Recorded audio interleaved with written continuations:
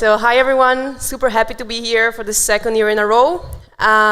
So thank you very much for inviting me. And actually, I just want to thank my team because they gave me a lot of recommendation and suggestion for this presentation. So it's more of a 5 people effort at the end than just one.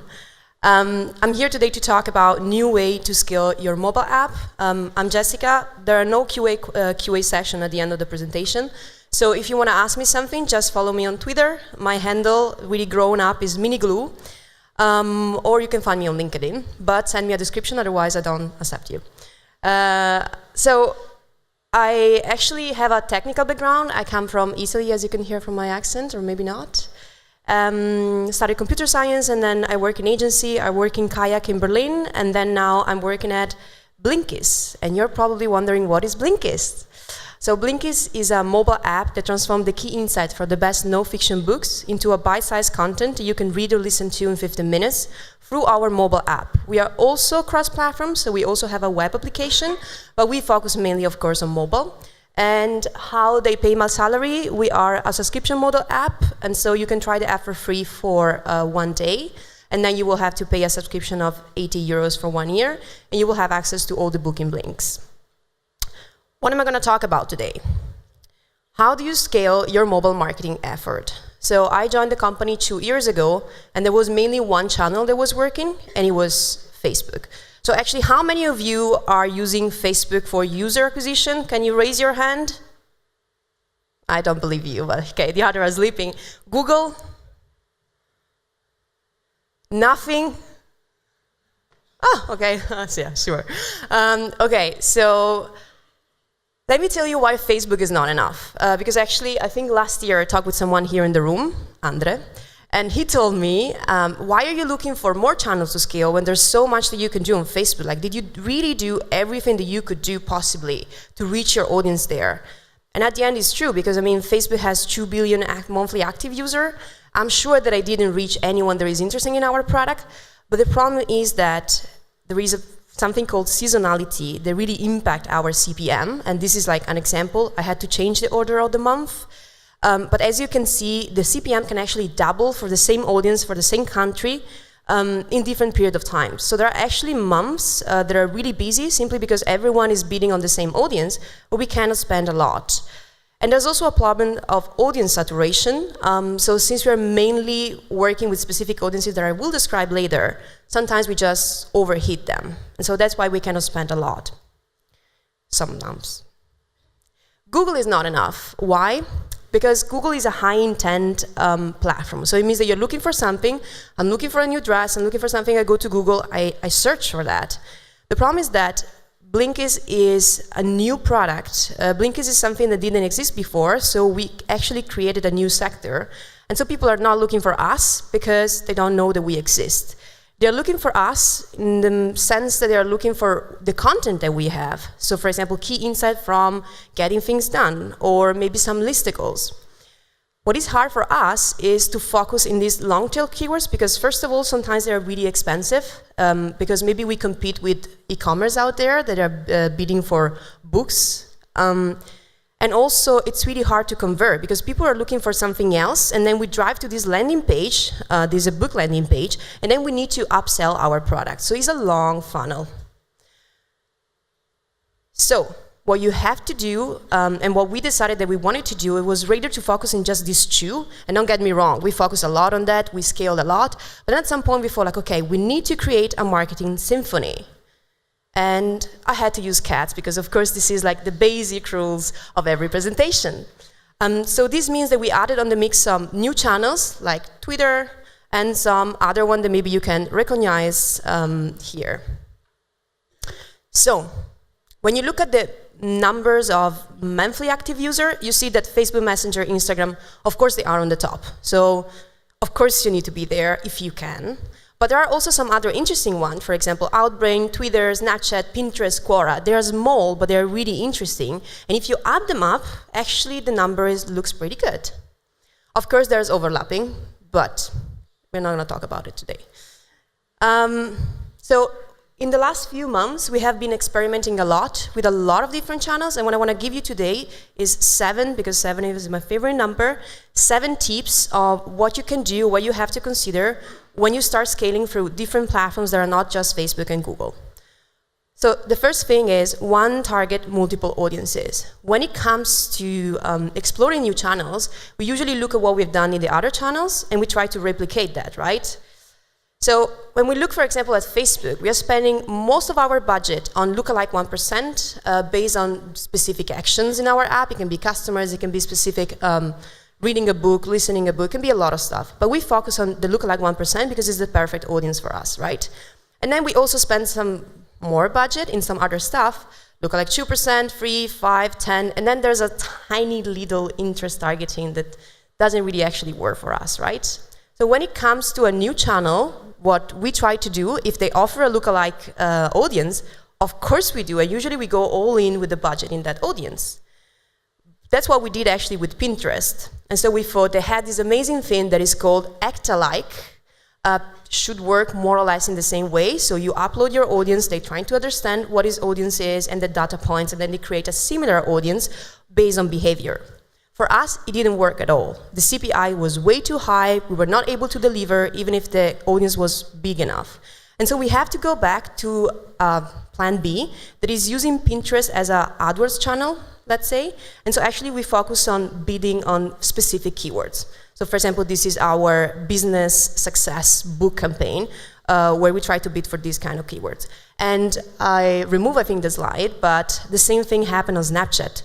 When we tried to do the first test, we went all in with the lookalike audience. It was terrible.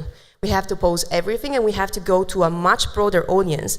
And we were able to actually get a half on the CPI, slightly lower swipe up rate and insert rate, but at the end, the conversion rate was like better.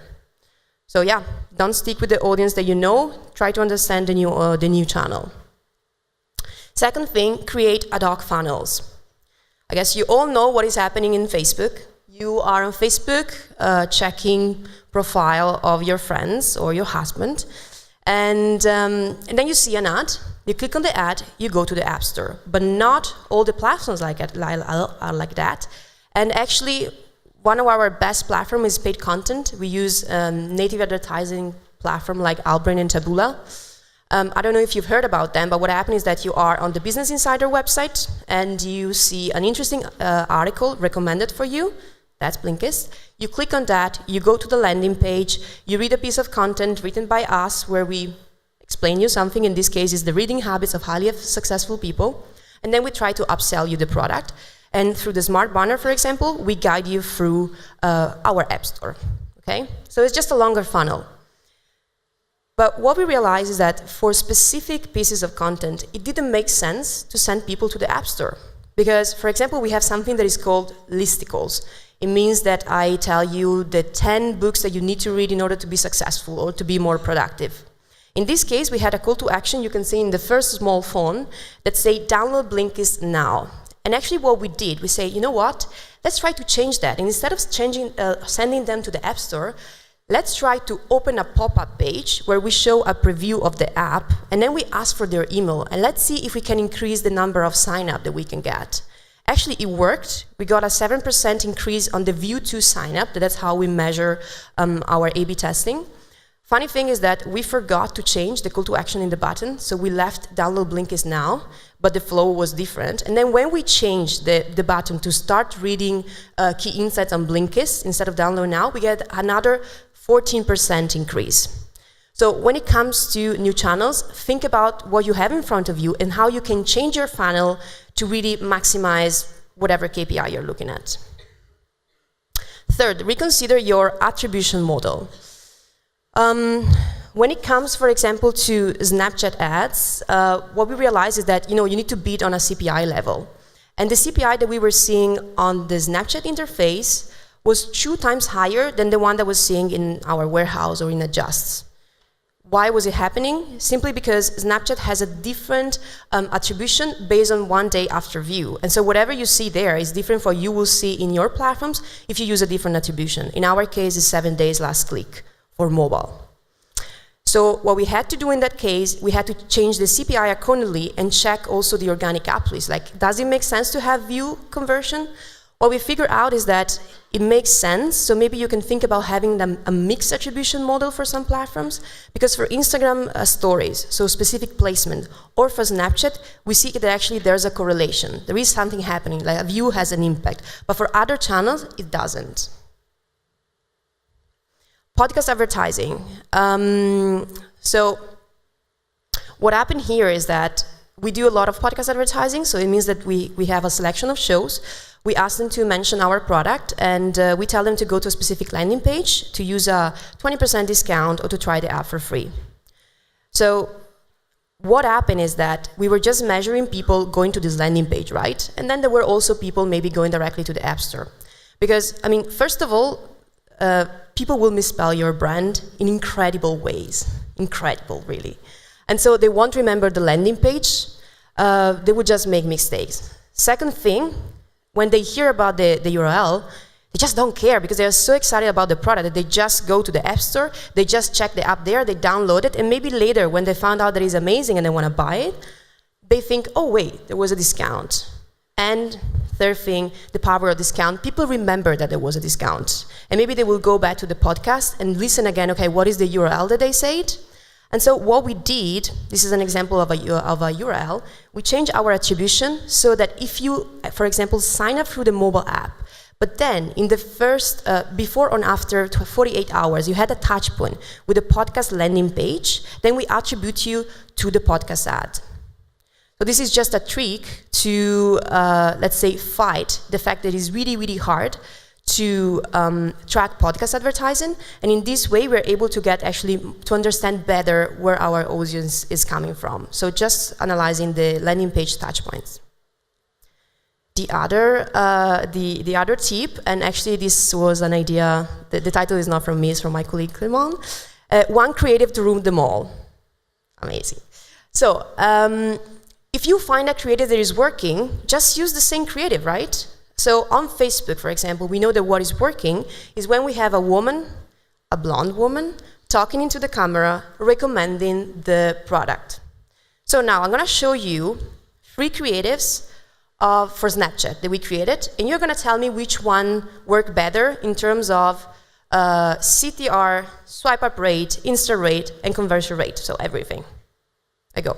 First one. Ever read 4 books in one day? Try the Blinkist app. Get key insights from nonfiction books in just 15 minutes. Swipe up now to download Blinkist. Can I have your phone, Therese? Hey, I'm listening to key insights from nonfiction books with the Blinkist app. Oh, how can I do it too? Swipe up to download. Swipe up now to download Blinkist.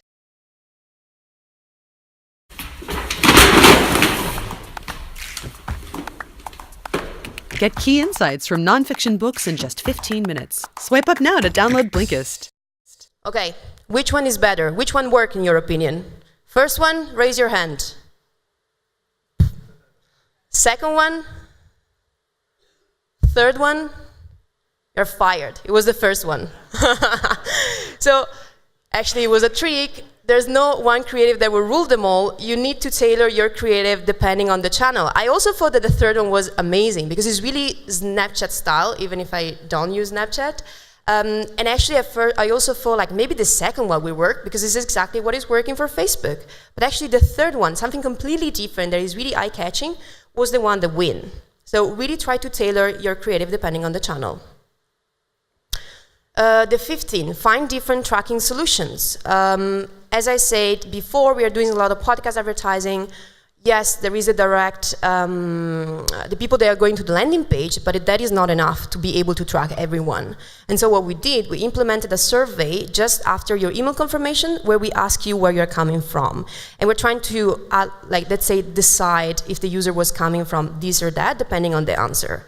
Now, there are some stuff that you need to consider when you run a survey. The first thing is the random answer. If you put that you were like doing TV, for example, if you put TV as an answer and you're not doing TV, you know that there will be people saying that actually they saw you in a TV spot.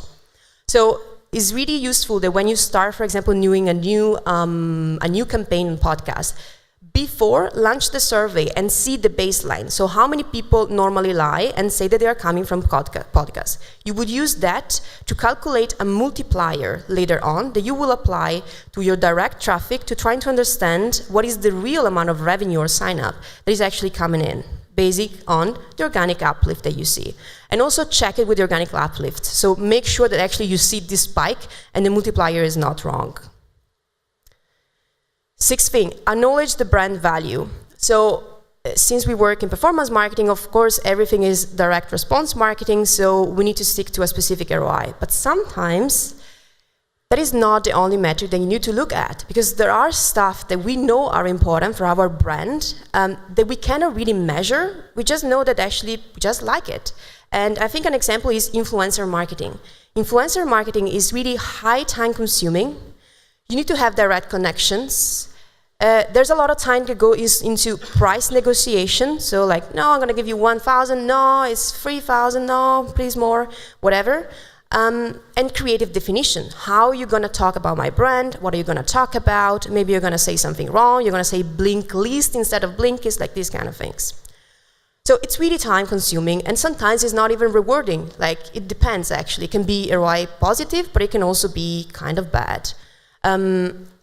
But at the same time, you have brand awareness, you have a spillover effect in the other channel. People saw you like on an influencer channel, and then they see the Facebook ad, and then they click just because they say like, yeah, I know this thing. And they also give you a creative assets, because actually you can use this video for your campaign as well. This is an example of 3 completely different YouTube channels that mention us. The first one is about success, the first one is about students, and the third one is about loving yourself and lifestyle. And they all talk about Blinkist in an incredible way. And we just like to be associated with these kind of personalities. Actually, in this case, they are also, from a performance point of view, they're also working, so that's great. But I mean, it's just great to be out there and to build your brand, and you should never under-evaluate this part. And the last thing is to reevaluate your platforms. So, for example, when it comes to, Twitter advertising, we tested a lot of time. We tested at the beginning of 2016, or maybe end. We tested in January this year, and then we tested it again in October 2017. We tested both with mobile app install campaigns, but also sending people to our paid content articles on the magazine. And actually, we recently relaunched them, modifying a little bit the campaigns and using the lookalike audiences that didn't work before. And it worked. We don't know exactly why. Maybe because the platform was ready for us. Maybe because Clement did an amazing job. Or maybe, we don't know. But just try to reevaluate. Just because something didn't work 1 year ago, it doesn't mean that maybe it got better. And so try again. So we're almost there. Bear with me, 28 seconds. Let's do a recap. When it comes to create a marketing symphony, there are some stuff that you need to remember. One target, multiple audiences. So think about who you're targeting. Create special funnels for channels. Reconsider your attribution model, and in case you try to scale, think about multi-touch attribution as well. I didn't even start talking about that, but that's a big topic. There's no one creative that will rule them all. I tricked you. Find different tracking solutions for different channels, acknowledge the brand value, and reevaluate platforms, so think about a test cycle. And if you do all of this, the distribution of your budget will look something like this. When I joined, it was just the blue part, almost 90%. You cannot rely just in one channel. So yes, go deeper, yes, scale, but really try to also explore and see what is out there. Thank you very much.